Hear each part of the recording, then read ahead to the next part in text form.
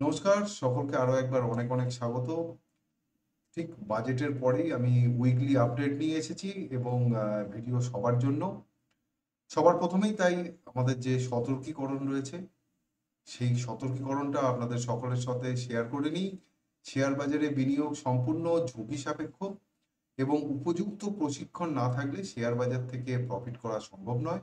তাই উপযুক্ত প্রশিক্ষণ নিয়ে শেয়ার বাজারে বিনিয়োগ করুন, অথবা যিনি জানেন বোঝেন এরকম কারো তত্ত্বাবধানে থেকে শেয়ার বাজারে বিনিয়োগ করুন। আপনার ফাইন্যান্সিয়াল অ্যাডভাইজারের সঙ্গে কথা বলে শেয়ার বাজারে বিনিয়োগ করুন। শেয়ার বাজার কিন্তু শুধুমাত্র যেহেতু সহজেই কেনাবেচা করা যায়, তাই এখানে সহজেই কেনাবেচা করে কিন্তু প্রফিট করা সম্ভব নয়। এবং আমি এই ভিডিওতে আজকে যা বলবো সেগুলো সম্পূর্ণ আমার সাইকোলজি দিয়ে আমি যা বাজারকে বুঝেছি সেই মতো করে বলবো। এই কথা শুনে আমি কাউকে রিকোয়েস্ট করছি না যে আমার কথা শুনে আপনি ট্রেড নিন। এবং এখানে যে স্টকগুলো বা ইন্ডেক্সের ওপর যাই আলোচনা করা হোক না কেন, সেগুলো কেবলমাত্র কেস স্টাডি পারপাস। আমি প্রাইস অ্যাকশন এবং আমার সাইকোলজি দিয়ে আমি যা বুঝতে পারছি সেটা আপনাদের সঙ্গে শেয়ার করছি। এখানে কোনো রকম বাই সেল রেকমেন্ডেশন থাকবে না। তো আজকে আমাদের মূল বিষয়বস্তু হচ্ছে বাজেট। বাজেট কেমন? গত বছর তো ইন্টারিম বাজেট ছিল, তারপরে যখন বছরের মাঝামাঝি সময় বাজেট আসলো তখন আমরা দেখেছিলাম যে শেয়ার বাজারের ওপর একটা চাপ পড়েছিল। কারণ ট্যাক্সেশনের কিছু চেপেছিল আমাদের শর্ট টার্ম এবং লং টার্ম। এবারে এই বছরের বাজেটে আমাদের সবারই একটা আশা ছিল যে হয়তো বিশাল কিছু একটা হতে পারে বাজারের জন্য। কিন্তু সামগ্রিকভাবে বাজারের জন্য, মানে ডাইরেক্টলি বাজারের জন্য সেইভাবে যে বিরাট কিছু ভালো আমরা কিন্তু ডাইরেক্টলি দেখতে পাচ্ছি না। কারণ এমন কিছু ঘোষণা করা হয়নি যেটা বাজারকে সরাসরি প্রভাবিত করবে। উপরন্তু একটা কথাতে নিফটি 1 মিনিটের একটা ক্যান্ডেলে 100 পয়েন্ট কেটে দিয়েছিল আজকে, যখন সামনের বছর কতটা ট্যাক্স কালেকশন হতে পারে এইটা জাস্ট ডিক্লেয়ার করা হলো। এবারে বাজেটে কিন্তু এটাও বলা হয়নি যে জিডিপি কি অবস্থায় রয়েছে এবং সামনের বছরের গ্রোথ কি হবে, গত বছরের গ্রোথ কি হয়েছিল, গত বছরের টাকার কতটা খরচ করা হয়েছে, এবছরে যে টাকা খরচ করার একটা পরিকল্পনা করা হয়েছে তারও কতটা করা সম্ভব, এ বিষয়ে খোলাখুলিভাবে কিছু বলা হয়নি। কিন্তু ওভারঅল একটা এমন সিনারিও তৈরি করা হয়েছে যেটা না বাজারের জন্য ভালো না বাজারের জন্য খারাপ, প্রত্যক্ষভাবে। এবার আমাদেরকে এর ভেতর থেকে এক এক করে খুঁজে বের করতে হবে কোন অংশটা বাজারের জন্য ভালো, কোন অংশটা বাজারের জন্য খারাপ। এবং যে কারণের জন্য আজকে বাজেটের সময় বাজার এত উঁচু লেভেলের বাজার, সেটাই কিন্তু এখনো পর্যন্ত বড় সড়ো কোনো ভোলাটিলিটি দেখায়নি। এবং দিনের শেষে ইন্ডিয়া ভিক্স বেশ খানিকটা নেমে গেছে। তো এই ধরনের যে সিচুয়েশন, তার মানে মার্কেট এইগুলোকে নিয়ে বিন্দুবৎ চিন্তিত নয় এবং মার্কেট নিজের ছন্দে চলছে। বাজেটে মার্কেটের বর্তমানে কোনো হেলদোল আসেনি। সোমবার দিনকে থেকে হয়তো কিছু এদিক ওদিক হতে পারে, যেটা আমরা চার্ট দেখে এখানে আলোচনা করব। কিন্তু সোমবার দিনকেও যা হবে সেটাও কিন্তু যে হঠাৎ করে বিরাট কিছু হবে সেরকম কিছু নয়। কারণ গল্প বেশি হয়েছে বাজেটে। এবারে একটা জিনিস আমাদেরকে খেয়াল করতে হবে, বাজেটের সব থেকে বড় যেটা প্লাস পয়েন্ট আমাদের জন্য একটু মাইনাস পয়েন্ট। যারা ক্যাপিটাল গেন করে কাজ করেন, প্রফেশন যাদের ক্যাপিটাল গেন করে চলা, সে যেভাবেই করুন না কেন, তাদের কিন্তু আগে যা ট্যাক্সেশনের যা নিয়ম ছিল, যা স্ল্যাব ছিল সেইভাবেই রয়েছে, তাদের কোনো পরিবর্তন হয়নি। কিন্তু যারা চাকুরিজীবী, স্যালারিড ক্লাস যারা, তাদের কিন্তু অনেকটাই পরিবর্তন হয়েছে। তাদের 12 লক্ষ টাকা পর্যন্ত ট্যাক্সে যে ছাড় এসেছে, তাতে কাদের হাতে টাকা গিয়েছে? সমাজের সেই শ্রেণীর মানুষের হাতে টাকা গিয়েছে যারা চাকরি করে এবং যারা অবস্থাপন্ন, মানে মধ্যবিত্ত প্যাটার্নের মধ্যে পড়ে, তাদের হাতে কিছু টাকা থাকছে। এটা হচ্ছে মূল বিষয়বস্তু, সব থেকে ভালো। খারাপটা আগে বলে দিলাম, আমাদের জন্য যারা ক্যাপিটাল ইনভেস্ট করে কাজ করেন, short term capital gain tax, long term capital gain tax, তার যে রুলস ছিল সেটা সেইভাবেই রয়েছে, তার কোনো পরিবর্তন হয়নি। কিন্তু যারা স্যালারিড ক্লাস তাদের জন্য এই পরিবর্তনটা এসেছে। এবার আপনাকে এখান থেকে যেটা ভাবতে হবে, এই যে স্যালারিড ক্লাসের হাতে টাকা গিয়েছে, এনারা কি করে? স্যালারিড ক্লাসের হাতে টাকা গেলে তারা কি করেন? স্যালারিড ক্লাসের হাতে যদি টাকা যায় তাহলে তারা কিছুটা সেভিংস এর দিকে চলে যান। সেভিংস এর দিকে যদি তারা চলে যান তাহলে তাদের কাছে মিউচুয়াল ফান্ড রয়েছে, তাদের কাছে ইটিএফ আছে, তাদের কাছে ফিক্সড আছে। তারা যদি এই সবের মাধ্যমে যান, টাকাটা যদি ইনভেস্ট করার পরিকল্পনা করেন, বা যদি কেউ কেউ যদি এলআইসির দিকেও যান, তাহলে কি হবে? এলআইসিতে টাকা যাওয়ার অর্থ হচ্ছে সেই টাকাটা কিন্তু ঘুরে ফিরে বাজারে আসবে। যদি আমরা মিউচুয়াল ফান্ড বা ইটিএফ এ দেখি, তাহলে কিন্তু সেটাও সরাসরি বাজারে আসছে, একটু ঘুরপথে আসছে কিন্তু সরাসরি বাজারে আসছে। যারা যারা সেই টাকার বিনিয়োগ মিউচুয়াল ফান্ড বা এতে না করে অন্য কোনো খাতে করবেন, সেক্ষেত্রেও কিন্তু ডাইরেক্টলি বাজারে ইম্প্যাক্ট হচ্ছে। এবং এই যে ক্লাসের কথা বলা হচ্ছে, এই ক্লাসের মধ্যে একটা বড় প্রবণতা থাকে, সেটা আপনি আপনার চারপাশে দেখলেই বুঝতে পারবেন। সচরাচর প্রবণতা যেটা থাকে সেটা হচ্ছে গাড়ি কেনা, ফ্ল্যাট নেওয়া, ইত্যাদি ইত্যাদি। এবার ফ্ল্যাট নেওয়ার কথাটা বড্ড আকাশ কুসুম হয়ে যাচ্ছে, কারণ যে টাকা ছাড় পাওয়া যাবে তাতে কিন্তু ফ্ল্যাট নেওয়ার মতো বিরাট আহামরি কিছু হচ্ছে না, অন্তত হিসেব তাই বলছে। ওটা যে যার যা পরিকল্পনা রয়েছে সেই মতোই করবে, তো বিশেষ কিছু হতে আসবে না। কিন্তু বিশেষ কি আসবে? Fridge, AC, two wheeler, four wheeler ইত্যাদি, এই সব জায়গাগুলোয় কিন্তু একটা জোয়ার আসতে পারে। তো ঘুরিয়ে বাজারের জন্য ভালো হচ্ছে এই সেক্টর। এবং গত বছর থেকে একটা ফার্টিলাইজার বলে একটা হাওয়া চলছিল, তো সেই হাওয়াটাও হালকা রয়েছে এই বছর। ওভারঅল যেটা দেখা যাচ্ছে যে বাজারকে সরাসরি ভাবে প্রভাবিত, সেটা পজিটিভ দিক হোক নেগেটিভ দিক হোক, সেই দিকে না গিয়ে একটা এমন পথে করা হয়েছে যার চক্রবৃদ্ধি হারে কিন্তু একটা ইম্প্যাক্ট বাজারের ওপর আসবে। এবং এই কোয়ার্টার থেকে আমরা দেখতে পাচ্ছি মোটামুটি রিপোর্ট কিন্তু, মানে যে রেজাল্ট যেগুলো আসছে আর্নিংস এর, সেগুলো মোটামুটি ঠিকঠাকই আসছে এবং ভালো আসছে। আগের যেটা এসেছিল সেটা গড়বড় হয়েছিল, কিন্তু এই কোয়ার্টার থেকে ঠিক হচ্ছে। এবং আরো একটা প্লাস পয়েন্ট যেটা খেয়াল করুন, অঘ্রাণ মাসে কিন্তু খুব বেশি বিয়ে হয়নি। পৌষ মাসে তো বিয়ে ছিল না, মাঘ মাসে একটা মাত্র বিয়ের ডেট ছিল, তার মানে বিয়ে কিন্তু হুড়িয়ে হতে চলেছে ফাল্গুন মাসে। ফাল্গুন মাসে যদি বিয়ে হুড়িয়ে হয়, তাহলে একটা বিয়ে হওয়া মানে সমাজের নিচু শ্রেণী থেকে শুরু করে উঁচু শ্রেণী অ্যাকচুয়ালি খরচা বেশি করে, মধ্যবিত্ত খরচা করে, এবং সমাজের নিচু শ্রেণীর হাতে কিন্তু টাকা আছে। সমাজের নিচু শ্রেণীর হাতে যখনই টাকা আসে, তারা কিন্তু মোবাইল ফোন কেনেন ইএমআই এর মাধ্যমে, তারা কিন্তু মিক্সার কেনেন, তারা ফ্রিজ কেনেন, তারা টিভি কেনেন, তারা বাইক কেনেন, ইত্যাদি ইত্যাদি, বা জামা কাপড় কেনেন। এই সমস্ত জিনিসগুলোতে কিন্তু তারা ইনভেস্ট করেন। সবসময় খেয়াল করবেন, আহ, এটা এটা বুঝতে গেলে আমাদেরকে যেতে হবে সেই করোনার সময়, যখন ইউএস টাকা ছাপিয়ে বাজারে লিকুইডিটি নিয়ে চলে আসলো। সেই সময় ভারত সরকারকে অনেক অর্থনীতিবিদ উপদেশ দিয়েছিলেন যে আপনারাও টাকা ছাপিয়ে পাবলিকের হাতে টাকা দিয়ে দিন। কিন্তু ভারত সরকার সেই সময় পাবলিকের হাতে টাকা টাকা ছাপিয়ে দেয়নি, তারা কোম্পানির মাধ্যমে ইনভেস্ট করেছিল। এবং যে ইনভেস্টমেন্টটা কোম্পানির মাধ্যমে ইনভেস্ট করলে কি হয়েছে, কোম্পানি কাজের টেন্ডার করেছে, কাজের টেন্ডারে সেই লোকগুলোই কাজ করতে গিয়েছে যারা বাজারে ঘুরিয়ে সব থেকে বেশি কন্ট্রিবিউট করে, এবং তারা সেখানে কাজ করতে যাওয়ার পরে যে টাকাটা তাকে সেখান থেকে পেয়েছিলেন, সেটা কিন্তু তারা আবার বাজারেই ঢেলেছে। একজন শ্রমিক তিনি যখন কোনো কাজ করে টাকা পান, তার কিন্তু বেশিরভাগটাই চলে যায় তার খাই খরচা এবং সাময়িক কিছু সুখ স্বাচ্ছন্দ্য ভোগ করার মধ্যে। তো সেটা কিন্তু পুরোটাই ট্যাক্সেবল, এবং এই টাকাটা ঘুরে আবার কোম্পানির কাছেই যায়, এবং সরকার এখান থেকে কিছুটা মুনাফা নিয়ে নেয়। তাহলে যদি এই এই ধরনের লোকের হাতে টাকা এইভাবে পৌঁছে দেওয়া যায়, তাহলে সেটা পক্ষান্তরে দেশের অর্থনীতিকে চাপ। এবার সাধারণ নিউজ চ্যানেলগুলো দেখলে আমরা দেখতে পাচ্ছি যে বাজারে শুধুমাত্র ওই বাজেটে 12 লক্ষ কোটি টাকা ছাড় হয়েছে, আর কিছু হয়নি। একটা ছোট জিনিস আপনাদেরকে যদি দেখিয়ে দিই, তাহলে আপনাদের এটা বুঝতে সুবিধা হবে।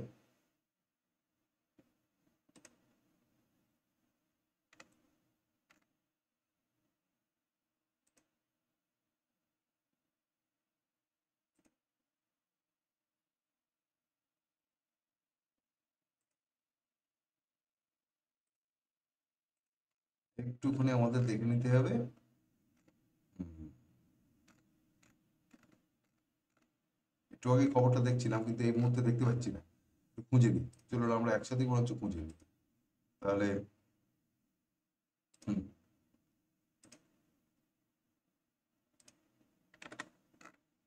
এই এই যে এবিপি আনন্দ চ্যানেলটা, একটু আগে আমার সামনে একটা দাম কমতে চলেছে মোটর বাইকের, বাজেটে গাড়ি বাইক নিয়ে বিশেষ কি ঘোষণা, মানে এখানে ওই কিছু জিনিসের দাম কমেছে, যে মোবাইলেরও কিছু পার্টসের দাম কমেছে, ঠিক আছে, কিন্তু সব থেকে মজাদার যেটা পেয়েছিলাম রেলের, বুঝতে পারছি না, আহ, না এই মুহূর্তে খুঁজে পাচ্ছি না সেটা সামনে, কিন্তু সেখানে যেটা খবর যেটা ছিল যে রেলে কি হয়েছে, রেলের তো এত অ্যাক্সিডেন্ট হচ্ছে, পাওয়া গেছে দেখুন খবরটা দেখুন। ট্রেন দুর্ঘটনা বেড়েই চলেছে কিন্তু বাজেটে বাড়তি বরাদ্দ করা হলো না, সংসদে রেলের বরাদ্দ নিয়ে কথাই হলো না আজ। ঠিক আছে, কি সুন্দর, নিচে আবার হাহা কমেন্টও রয়েছে। এগুলো হচ্ছে সাধারণ আম জনতার কাজ। ঠিক আছে, ভালো করে বুঝুন।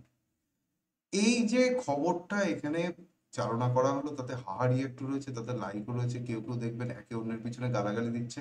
আর তার আগে বলে রাখি, আমি এবিপি আনন্দকে ভিডিওতে দেখাচ্ছি ঠিকই, বাট ওনাদের সাথে আমাদের কোনো টাই আপ নেই, কিছুই নেই। আমি জাস্ট এটা দেখাচ্ছি আপনাদেরকে যে কিরকম ধরনের খবর জেনারেল নিউজ চ্যানেল চলে এবং তার ইম্প্যাক্ট সাধারণ মানুষে কিভাবে নেয়। তো রেল বাজেট নিয়ে যারা এত বেশি চিন্তিত যে রেলে নতুন করে কিছু বরাদ্দ করা হয়নি, তারা কিন্তু জানেনই না যে রেলের ওয়াগন তৈরি করার জন্য সারা বছর কি পরিমাণ টাকা অ্যালট হয়, কিসে কিসে কি বরাদ্দ দেওয়া হয়, কোন কোন কোম্পানি সেই কাজগুলো করেন, তাদের ক্যাপাসিটি কি আছে, তাদের হাতে কতগুলো কোচ বানানোর কাজ পেন্ডিং পড়ে রয়েছে, তাদের হাতে কতগুলো লাইনের কাজ পেন্ডিং পড়ে রয়েছে, সেই কাজগুলো শেষ করার পরে তারপরে কোন কাজটা হবে, এই যে পুরো বিষয়বস্তু সেটা কিন্তু জানেনই না। অ্যাকচুয়ালি খবর করার জন্য যে মূল বিষয়বস্তু সেটার দিকে খবরের চ্যানেলগুলো, এই পাতি চ্যানেলগুলো মানে পাত্তাই দেয় না। যেমন প্লেনে তো কোনো সময় ওভারলোডিং হয় না, মেট্রোতে তো কোনো সময় দরজা খুলে ওইভাবে লোক জানলা দিয়ে ঝুঁকে এরম ভাবে তো চলে না। তাহলে দূরপাল্লার যে ট্রেনগুলো এই মহাকুম্ভ হচ্ছে এই মুহূর্তে, তাতে বাথরুমের মধ্যে লোক যারা রিজার্ভেশনের টিকিট কেটেছে তারা বসতে পারছে না, বাকি লোক এসে বসে রয়েছে, চূড়ান্ত অব্যবস্থা। আমি যখন টিকিট বুক করছি ট্রেনে, সেই সময় আমি টাকা দিয়ে দিচ্ছি অগ্রিম, কিন্তু আমি কত নম্বর সিট পাবো সেটা রেল আমাকে ঠিক করে দেবে। কেন হে, আমাকে কেন ঠিক করতে দেবে না? আমি কত নম্বর সিট নেবো, আমি উইন্ডো সিট নেবো কি অন্য জায়গায় সিট নেবো, আমি ঠিক করে দেবো। আপার লোয়ার না মিডিল কোন বার্থ নেবো সেটা আমি ঠিক করে দেবো। তাই না, আমি প্রেফারেন্স দিতে পারি, বাট আমাকে দিয়ে দেবে রেল। কি বাজে নিয়ম এটা, প্লেনে তো এরকম হয় না। টাকাটা তো কোনো কোনো ক্ষেত্রে প্লেনের টিকিটের যা ভাড়া হয় ট্রেনেরও সেই একই ভাড়া, তাহলে সেখানে কেন এই সুযোগটা পাবো না? এবং আমি টিকিট কেটে রিজার্ভ করে 2 মাস আগে থেকে টিকিট কেটে বসে রয়েছি, গিয়ে দেখছি আমার ট্রেনের জায়গায় অন্য লোক বসে রয়েছে, সেখানে সাহায্য করার কেউ নেই। এই কেওসটা কেন? এই দায়িত্বটা কে নেবে? এর জন্য কে দায়ী থাকবে? এইগুলো নিয়ে কথা বলার মতো কোনো লোক নেই। এগুলো বরঞ্চ মজাদার ঘটনা হিসেবে দেখানো হয়। কি আশ্চর্য, ঝড় তোলার জন্য এই ঘটনাগুলো থাকে। ঠিক আছে, এবার এখানে যে খবরটা করা হয়েছে, এই খবরটা দেখে আমাদের মাথায় কি আসবে? আমাদের মাথায় আসবে বাড়লো না রেলের বাজেটের বরাদ্দ। আচ্ছা বাবা, রেলের বাজেটের বরাদ্দ বাড়লেই কি সবকিছু হয়ে যাবে? খুব সমস্যা তো। এটা কি ধরনের কথাবার্তা? দেখতে হবে যে তার যে কাজগুলো হাতে ছিল সেই কাজগুলো সে কমপ্লিট করতে পেরেছে কি। সেই কাজগুলোই এখনো কমপ্লিট করতে পারেনি, যে যে কাজগুলো হাতে ছিল, তাহলে নতুন করে বাজেট বাড়িয়ে কি করবে? খবরটা করার জন্য তো একটু লেজা মুড়ো দেখার দরকার ছিল। যাই হোক, তার মধ্যে আমরা যাচ্ছি না। আমি এটা কেন বলছি আপনাদেরকে না, কিভাবে পাবলিককে ভাবানো হয়, কোন জিনিসটা নিয়ে ভাবানো হয়, যেটা নিয়ে ভাবার দরকার সেটা নিয়ে ভাবানো হয় না, ঠিক এই একই কনসেপ্ট আমাদেরকে সরি তুলে নিয়ে গিয়ে কোথায় বসাতে হবে? বাজারে স্টকগুলোর উপরে। দেখুন, প্রচুর খারাপ মার্কেট, সবকিছু খারাপ, সব ধ্বংস হয়ে গেছে, সবকিছু হয়ে গিয়েছে। তো যদি সবকিছু ধ্বংস হয়ে যায় তাহলে ইনফ্লেশন কি করে বাড়ে? ইনফ্লেশন তো বাড়ার যতগুলো কারণ আছে তার মধ্যে একটা কারণ এটাও যে বাজারে যে পরিমাণ চাহিদা আছে সেই পরিমাণ সাপ্লাই নেই। ভালো করে বুঝুন, বাজারে যে পরিমাণ চাহিদা রয়েছে সেই পরিমাণ সাপ্লাই নেই। তো যেহেতু বাজারে যে পরিমাণ চাহিদা আছে সেই পরিমাণ সাপ্লাই নেই, তাহলে চাহিদা বেশি আছে। চাহিদা বেশি আছে মানে লোকের নেওয়ার ক্ষমতা আছে।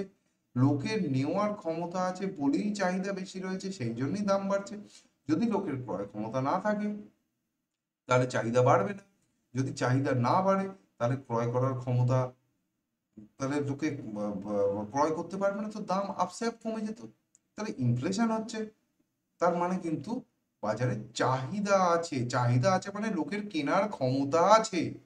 এটা বুঝতে হবে। গাড়িতে লম্বা লম্বা ওয়েটিং। এখন কেউ কেউ বলতে পারে যে গাড়ি দেখে কি, তোর হতো বড় লোকেদের ব্যাপার। আরে বড় লোকেরা ট্যাক্স দেয়, সেই ট্যাক্সেই তো চলে একটা সেকশন। হ্যাঁ, বাদ বাকি পুরোটা এর ওপরে চলে না, কারণ জিএসটি হিসেবটাও দেখতে হবে। সবাই ট্যাক্স একটু ঘুরপথে দেয়, এবং যেহেতু যারা লুকিয়ে চুরিয়ে ট্যাক্স ফাঁকি দেওয়ার ব্যবস্থা করতে পারেন তাদের জন্যই সবার ঘরে ট্যাক্সটা, মানে যারা আর কি ট্যাক্স দেন তাদের একটু বেশি চাপ, কিছু করার নেই এটা। কারণ আপনি জিএসটি দিচ্ছেন মানে আপনি ট্যাক্স দিচ্ছেন, সেটা। তো সে টাকা, তা- তার মানে কি হলো, ক্রয় ক্ষমতা যেহেতু তার হাতে রয়েছে, তাই বাজারে ইনফ্লেশন বাড়ছে। এখন আমি খেতে পাচ্ছি না বললে তো চেঁচালে চলবে না। এখন কংগ্রেসের একজন নেতা আজকে দেখছিলাম এসে চেঁচাচ্ছেন যে এই বাজেটটা একদম ভালো হয়নি, এই বাজেটের সব বাজে হয়েছে। আদানি, আম্বানি এবং সমস্ত বড় লোকেদের জন্য এই বাজেটটা করা হয়েছে, এই সরকার কোনোদিন গরিব মানুষের জন্য করেন না বলে তিনি উদাহরণ দিলেন যে আমাদের দেশের যখন রাম মন্দির উদ্বোধন হলো সেখানে আপনি আম্বানিকে দেখেছেন, আপনি সেখানে অমিতাভ বচ্চনকে দেখেছেন, কিন্তু আপনি কোনো সেখানে কৃষককে দেখেছেন, কোনো মজদুরকে দেখেছেন? আজব প্রশ্ন। মানে একটা প্রশ্ন করার লিমিট থাকে।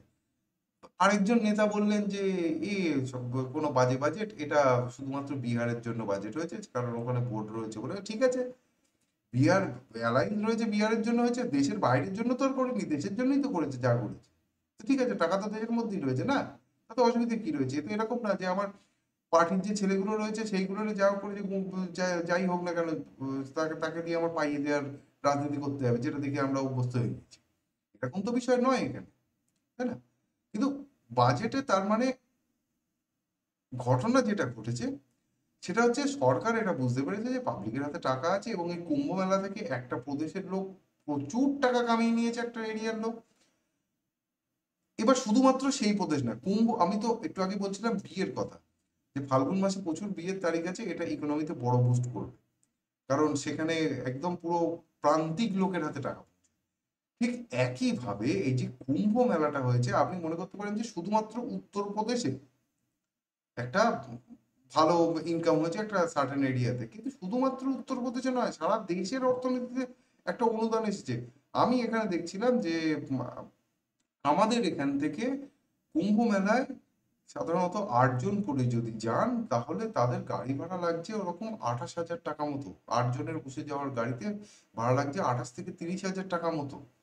তিনি গিয়ে দেখতে পান আর না পান, তা এই যে টাকাগুলো পরপর এখানে ঢুকছে, শুধুমাত্র গাড়ির সেক্টর বললাম, এছাড়াও প্রচুর অংশ রয়েছে সমাজে যেখানে একটা এরকম বড় অনুষ্ঠান হলে সেখানে বড় টাকা প্রান্তিক মানুষের হাতে, ঠিক আছে?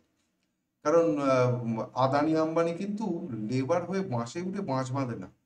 ওনাদের যে কাজটা সেটা হচ্ছে লেবারদের দিয়েই কাজ করে, এবং এদের হাতে টাকা আসবে। আপনি গালাগালি দিতে পারেন ওদেরকে নিশ্চিতভাবে, কিন্তু ওরা যদি একবার দেশ থেকে বেরিয়ে যায় না খেতে পেয়ে মরবে দেশের 10% লোক।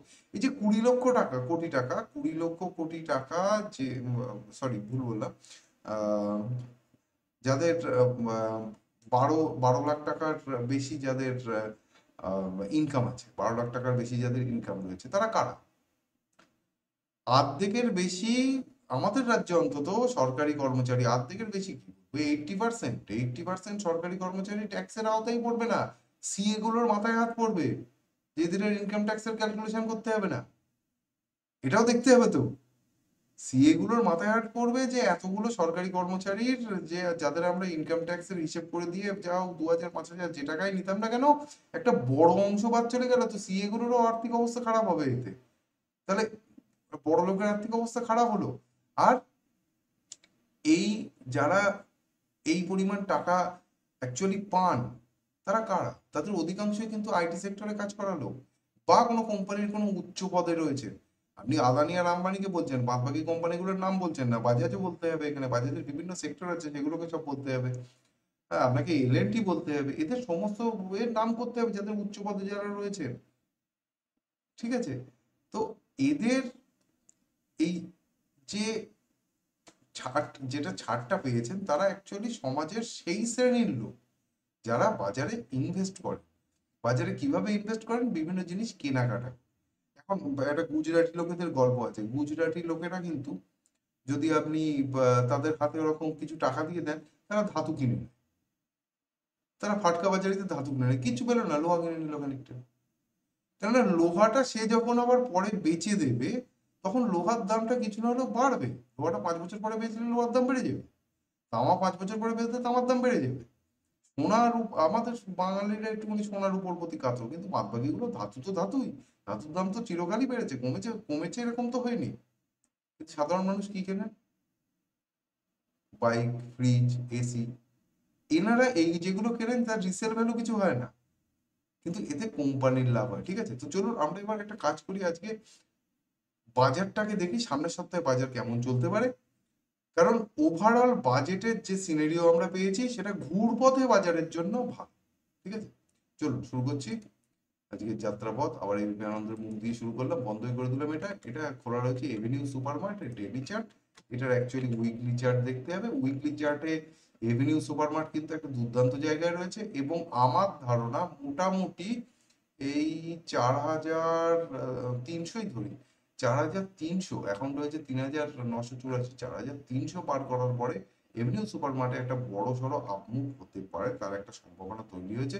খুব ভালো চার্ট 4,300 পরে। আচ্ছা, আবারও কিন্তু একবার এখানে বলে দিচ্ছি আমি, এখানে কোনো বাই সেল রেকমেন্ডেশন নেই। আমি যে চার্টগুলো দেখি আপনাদের সাথে আলোচনা করছি, সেই চার্টগুলো কেবলমাত্র কেস স্টাডি পারপাসে আমি আলোচনা করছি। কোনো রকম বাই সেল রেকমেন্ডেশন নেই। আমি প্রাইস অ্যাকশনের উপর বেস করে সাইকোলজি দিয়ে যা বুঝছি সেটা আপনাদের সাথে, আমার ভিউটা বলছি, আমি কি করব সেটা আপনাদের বলছি। আমি এটা কিনতে চলেছি, ওই দাম পার হলে আমি সেইটা আপনাদেরকে বলছি। কখনো কখনো এরকম ভুল করে বলে ফেলতে পারি এটা কেনা যেতে পারে, এটা কিনে ফেলতে পারেন, কিন্তু কিনে ফেলতে পারেন জানলেও জানবেন সেটা আমি আমাকেই বলছি। ঠিক আছে, কারণ এখানে কোনো রকম রেকমেন্ডেশন নেই। চলুন আবার চার্টে ফিরে যাই। হ্যাঁ, তো এটা গেল ডিমার্ট। এবার আমরা সরাসরি চলে যাচ্ছি আমাদের নিফটিদা। নিফটিদা কি বলছে? নিফটিদার উইকলি চার্ট সেই দাগের ঠিক ওপরে ক্লোজ করলো, যে দাগের নিচে এখানে খুলেছিল, নিচে এসেছিল এবং কেটে ওপরে উঠে আগের সপ্তাহে ঠিক দাগে শেষ করেছিল। দাগের মাহাত্ম দেখুন, আপনি দাগ একবার কাটতে জানলে এই দাগ কিন্তু আপনাকে সারাক্ষণ নিয়ে চলে, সারাক্ষণ দাগটাও মেনে চলে। এবার এখানে ডেলি চার্টে যে জিনিসটা তৈরি হয়েছে আমরা পরিষ্কার দেখতে পাচ্ছি, ডেলি 200 ইএমএ তে গিয়ে সোজা ধাক্কা মেরেছে, ধাক্কা মেরে সাস্টেন করতে পারেনি, নিচে নেমে এসছে। সামনের সপ্তাহে অর্থাৎ সরস্বতী পুজোর দিনকে, সোমবার দিনকে বিদ্যার আরাধনা করে যখন দেখবেন সকালবেলা, যদি 23,535-এর ওপর খুলে যায়, মানে এই বডির ওপর খুলে যদি সাস্টেন করে যায়, তাহলে কিন্তু ওপরের দিকেই মুভ। আর যদি এর থেকে নিচে খোলে, তাহলে আবার একটা লেগ নিচে আসবে। ঠিক এখানে যেরকম হয়েছিল, এখানে একটা সেরকম ছোট হলো, হয়ে নামলো। হ্যাঁ, কারণ এখানে পরপর রেজিস্ট্যান্স আছে, কিন্তু তাও যদি এর উপরে খুলে সাস্টেন করে যায় এবং এতদূর নামতেই পারে, কিন্তু ঘুরে ওপর চলে যায়, মানে 475 পর্যন্ত নামতেই পারে, নিচে 23,475 পর্যন্ত, কিন্তু 23,535-এর উপরে যদি সাস্টেন করে যায়, তাহলে কিন্তু বাজার আবার নিফটি অন্তত উপরের দিকে ঘুরিয়ে দেবে, তার একটা সম্ভাবনা রয়েছে। আরএসআই তে এখন কিছু বলা যাচ্ছে না, একই করবে। ব্যাংক নিফটি, ব্যাংক নিফটি মোটামুটি 200 ইএমএ তে টাচ করেনি, কিন্তু এও তাই, যদি এর ওপরে খুলে সাস্টেন করে যায় তাহলে ওপরে মুভ হবে, নয়তো আবার একটা নিচের লেগ চালু হয়ে যাবে। উইকলি চার্টটা একবার দেখতে হবে কি বলছে। উইকলি চার্টে কিন্তু সেই সাদা ধাপকে পার করার ক্ষমতা এখনো পর্যন্ত পায়নি, এবং উইকলি চার্টেও যে দোজিটা বানিয়েছে তার উপরেও সেম জিনিস, যদি ওপরে খুলে সাস্টেন করে যায় তাহলে ওপরে মুভ হবে, নিচে খুললে নিচে মুভ হবে। একদম এর কোনো ইম্পার্ট কিন্তু পড়ান্ত নেই।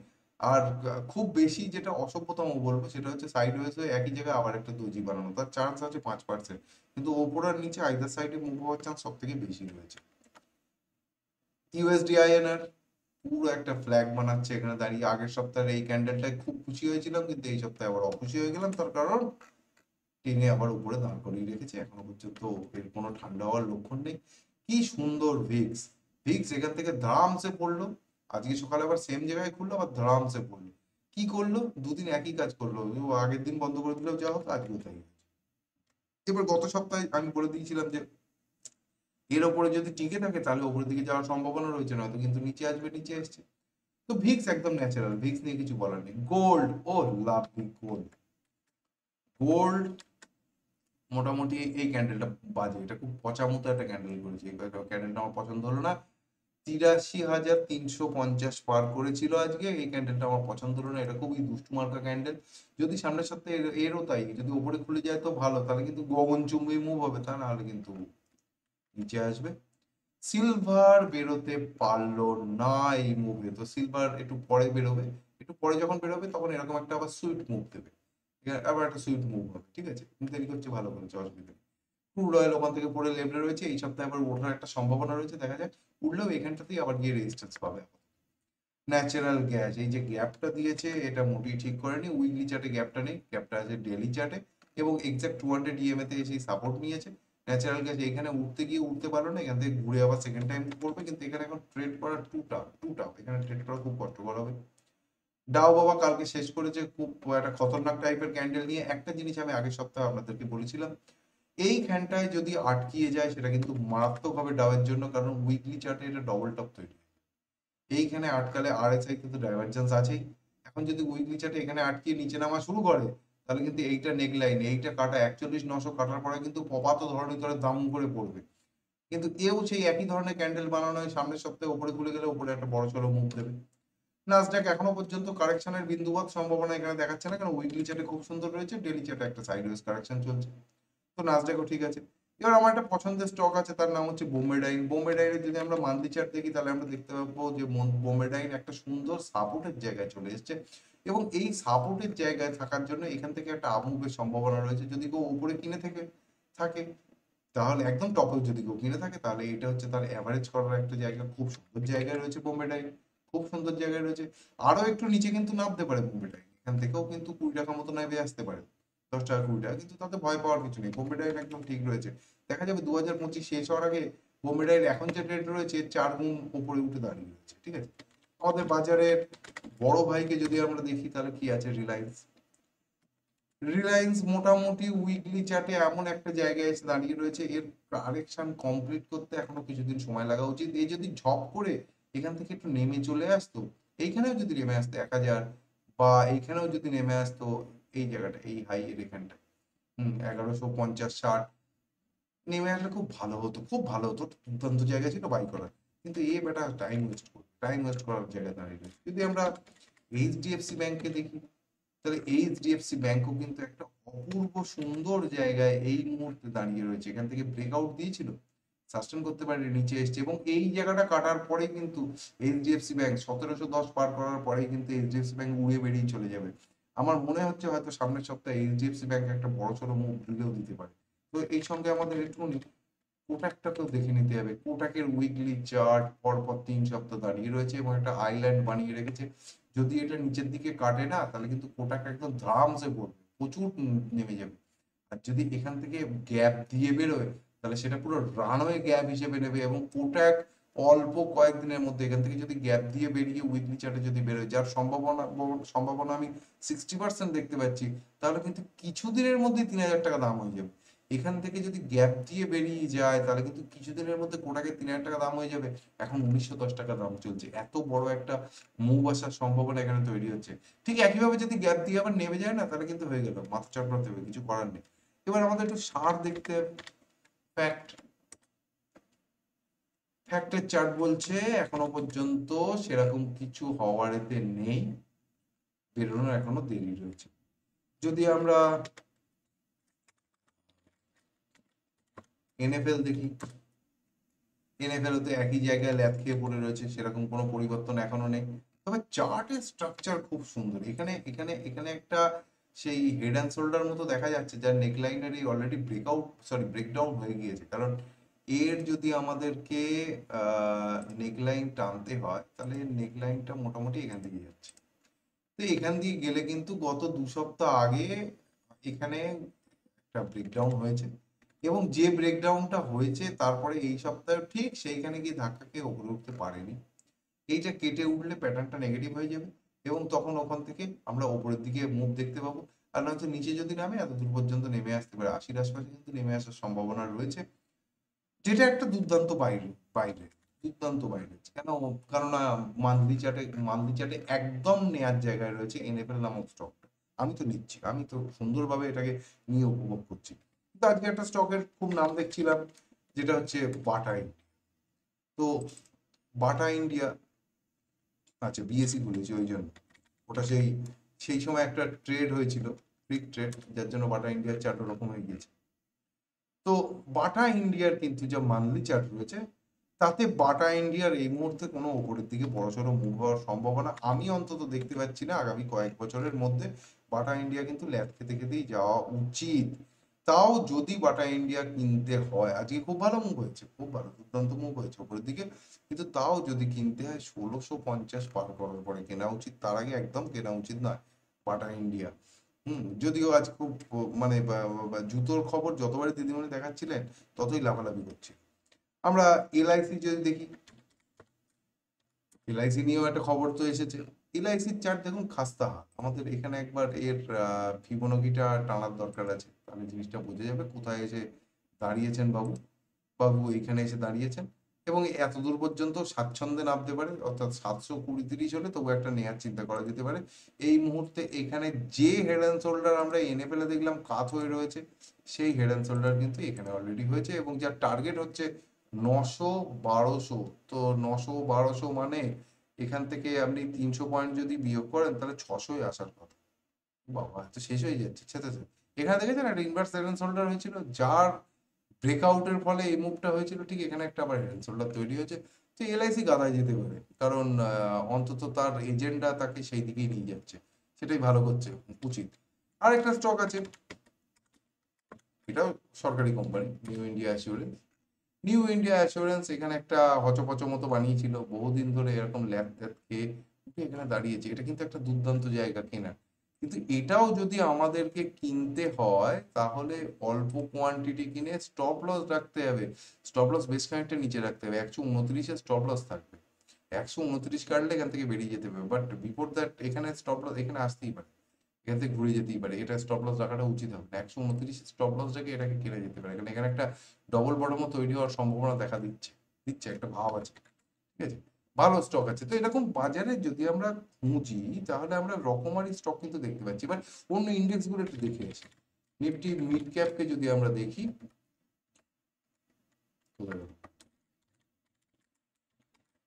নিফটি মিড ক্যাপ 100, তাহলে আমরা দেখতে পাবো মিড ক্যাপ 100 আজকে ওপরের দিকে ওঠার খুব চেষ্টা করেছিলেন কিন্তু পারেননি।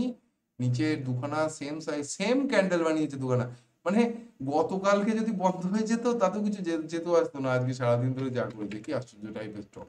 তো ঠিক আছে, এ তো গড়বড় করেছিল, আমরা আগের সপ্তাহে বলেছি। নিফটি আর যদিও ফিবোনাকি টানা আছে, বহু আগে টানা আছে ফিবোনাকি।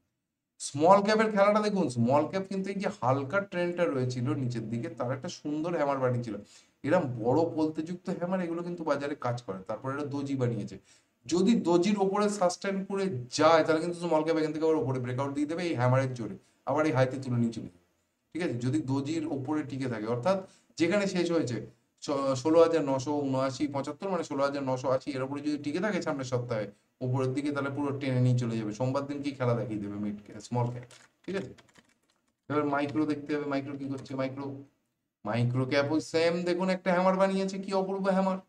এবং এই যে হ্যামারটা বানিয়েছে এও যদি ওপরে টিকে থাকে, এও কিন্তু আবার নতুন হাই করে দেবে, হ্যামারের জোরে কিন্তু তুলে নিয়ে যাবে। তো সামনের সপ্তাহটা খুব বড় ভাইটাল হতে চলেছে, কি দারুণ পরপর দুটো একই ক্যান্ডেল বানিয়েছে, অপূর্ব লাগছে দেখতে। দেখুন এই ক্যান্ডেল আমরা যা চার্ট দেখে আসলাম বাজারে, তার কিন্তু অনেকেরই এরকম ক্যান্ডেল হয়েছে, পরের ক্যান্ডেল এরকম বড় হতেই পারে। তো ওভারঅল আমরা বাজারে যা দেখতে পেলাম তাতে আহ, বিরাট যে কিছু আহামরি সমস্যা রয়েছে বাজারে সেরকম কিন্তু আপাতত দেখা যাচ্ছে। বাজারে যে কারেকশন ফেজটা চলছিল সেই কারেকশন ফেজ যেভাবে চলছিল সেভাবেই চলছে, তাতে কোনো ইটবাট কিন্তু বরন্ত কিচ্ছু নেই।